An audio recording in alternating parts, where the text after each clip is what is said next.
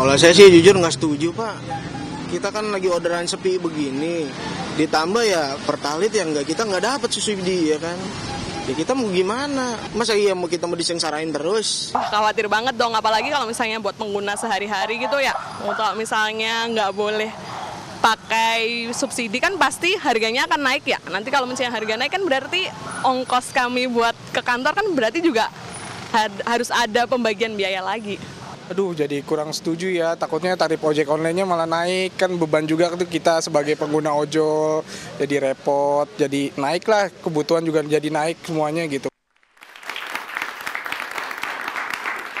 Itu tadi suara dari masyarakat di mana tidak hanya pengemudi ojek online saja yang merasa resah. Para pengguna juga merasa resah karena kalau misalnya mereka tidak bisa mengisi BBM Pertalite atau subsidi, artinya akan ada kenaikan biaya bagi mereka para penggunanya. Kita juga langsung melanjutkan dialog dengan Mas Edi. Mas Edi, tadi sempat disampaikan oleh Mas Bima yang mengatakan jumlah UMKM itu kan tidak sedikit begitu ya, 64 juta. Nah, artinya kalau memang klasifikasi dari ojek online ini masuk UMKM, semuanya juga akan menyatakan bahwa UMKM itu juga berhak begitu kan?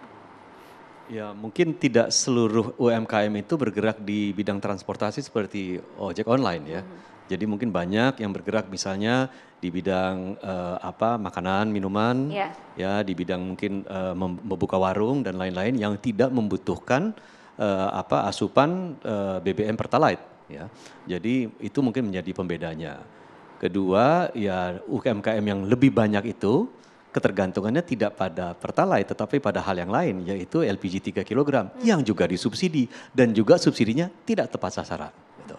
Nah, tetapi kembali lagi kepada teman-teman ojek online yang jumlahnya kalau saya tidak salah mungkin 4 juta sekarang ya, Pak. Iya. Lebih ya, lebih besar ya. Lebih ya. Nah, ini merupakan sektor informal yang menyerap tenaga kerja besar.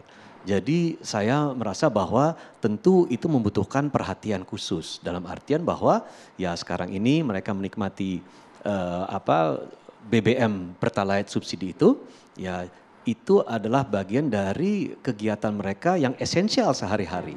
Tanpa adanya kegiatan untuk mereka kemudian berkeliling dengan BBM yang hari ini masih dianggap ekonomis, ya tentu akan menyulitkan. Industri saja sekarang meminta kepada pemerintah harga bahan bakar gas dengan harga bahan bakar yang sudah bukan subsidi tetapi harga bahan bakar yang disesuaikan. Itu industri, apalagi yang UMKM.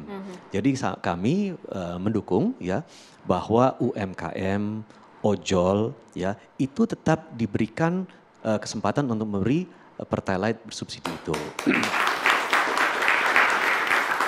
UMKM yang bergerak yang membutuhkan moda transportasi misalnya katakan aja mobil sayur gitu ya mengangkut sayur tentu itu boleh membeli ya. Tetapi ya kembali lagi kalau nanti kategorinya nanti kita tetapkan berdasarkan aturan bahwa nanti misalkan diberikan batasan CC kendaraannya ya nanti itulah diberlakukan. Apakah nanti kemudian secara teknisnya itu nanti pada akhirnya misalnya masing-masing yang berhak membeli BBM Pertalite itu nanti diberikan apakah barcode atau tanda pengenal tertentu? Edi, untuk yang dibicarakan ini skema-skema seperti ini sudah ada atau baru mau akan dikaji? Kita sudah membahasnya beberapa kali ya, terutama dengan BPH Migas yang memang mengatur masalah penyaluran BBM bersubsidi ini diantaranya.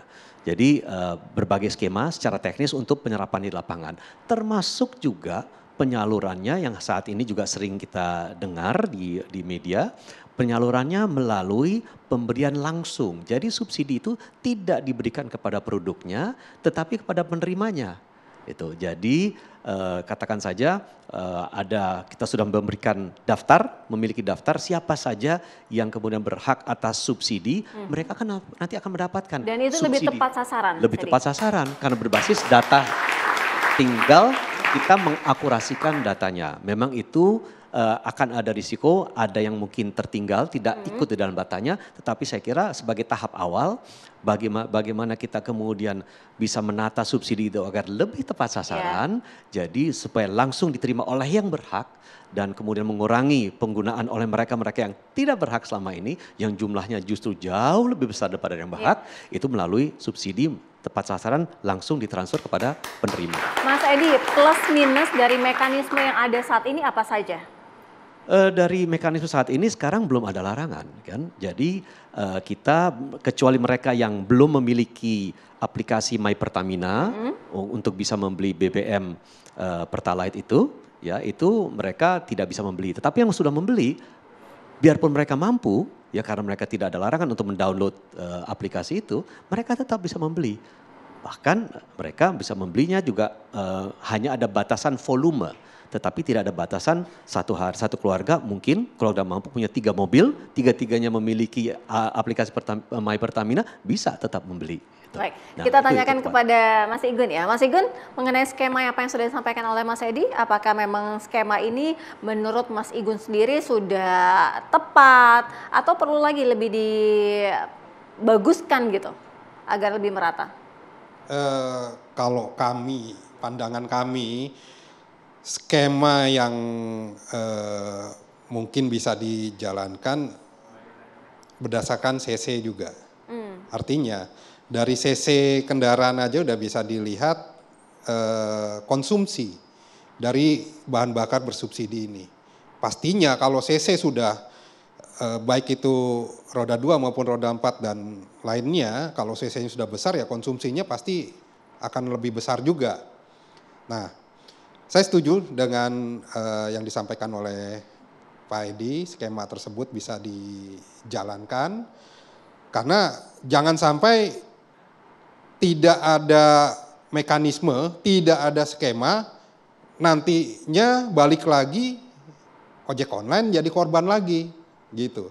Dijadikan bahan lagi, wah ini subsidi tidak tepat sasaran sehingga ojek online perlu dibatasi atau perlu dialihkan subsidinya menjadi bentuk bansos kah atau BLT kah, kita nggak mau lagi seperti itu. Jadi kita mau silakan apapun skema yang ada, bagaimanapun caranya, khusus nih untuk kami ya, untuk ojek online ya, ojek online tetap mendapatkan subsidi yang layak dari pemerintah.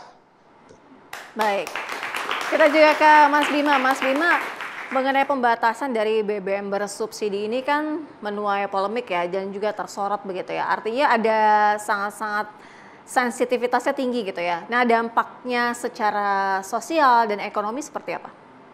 Iya, kita memang melihat subsidi energi itu perlu dibatasi karena juga dampak kesehatan, dampak lingkungan dan lain-lain. Tapi tolong dilakukannya juga dengan baik dan benar. Contohnya begini misalnya. Andai kan tadi Pak Igun bilang subsidi BBM-nya tetap dapat, jangan diutak-atik untuk ojol.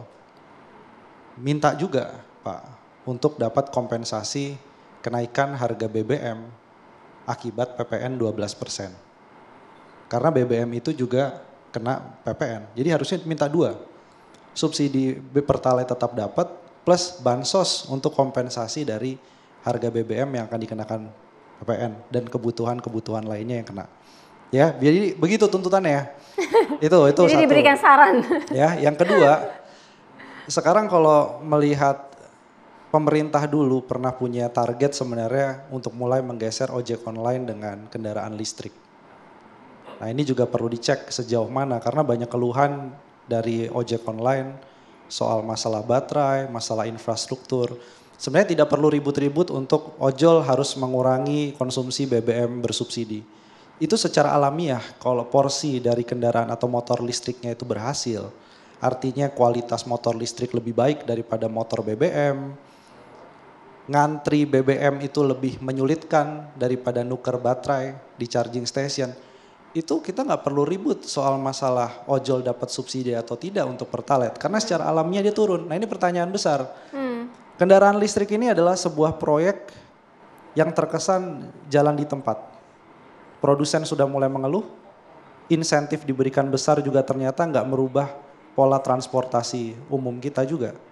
Nah ini kan harusnya dievaluasi. Jadi untuk itu sebelum mengarah kepada kita ke transportasi publik di luar ojol yang masih pakai BBM atau ojolnya berubah menjadi kendaraan listrik, sebelum mengarah ke sana, maka ojol tetap harus dapat perlindungan. Karena saya tambahkan bukan 4 juta orang, tapi 4 dikalikan 4. Karena ini akan menanggung 4 orang anggota keluarga termasuk dirinya sendiri.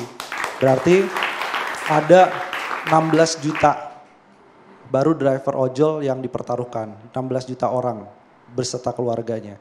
Belum kurir-kurirnya, UMKM dan lain-lain yang punya dapur-dapur yang menjual produk makanan minuman, itu ekosistem ojek online sudah sebesar itu. Nah jadi ini tolong diperhatikan gitu ya. Tapi tadi saya setuju untuk mengurangi ketergantungan kita pada energi fosil. Tapi caranya dilakukan dengan baik dan benar. Itu yang menjadi salah satu kritiknya. Dan kemudian kalau mau diuji coba ditukar menjadi bantuan sosial, ojol tuh jangan dijadikan kelinci uji coba dulu. Justru yang lain-lain, yang pengendara pribadi yang di luar dari ojol, tes dulu misalnya di Jabodetabek selama 3 bulan. Berhasil nggak itu? Berapa tingkat kemiskinannya naik? Berapa daya beli yang kemudian bisa terkompensasi dengan BLT langsung? Kalau itu nggak berhasil mungkin ada mekanisme lain. Tapi tolonglah, ini kan yang dikejar-kejar ini sekarang kan menengah rentan, pemakai-pemakai transportasi begitu ya. Sekali lagi kebocoran-kebocoran BBM yang besar-besar itu kakap semua itu, penghematan subsidinya berapa itu. Dan kan itu nggak ada jadi fokus ketegasan. utama ya, bukan pembatasan terhadap ojek online dalam membeli Pertalite ya. Betul, di perbatasan kita karena pintu masuknya banyak, itu berapa yang di tengah laut itu melakukan transfer BBM secara ilegal. Itu kan maksudnya itu klasik tapi nggak pernah diselesaikan dengan tuntas. Nggak pernah tuntas ya. Tapi yang begini kan di depan mata enak, datanya di aplikator dan lain-lain, ini yang jadi sasaran. Itu yang kita nggak lihat fair. Baik, nanti kita juga masih akan lanjutkan. Pemirsa tetaplah di Indonesia Business Forum. Kami segera kembali usai jeda.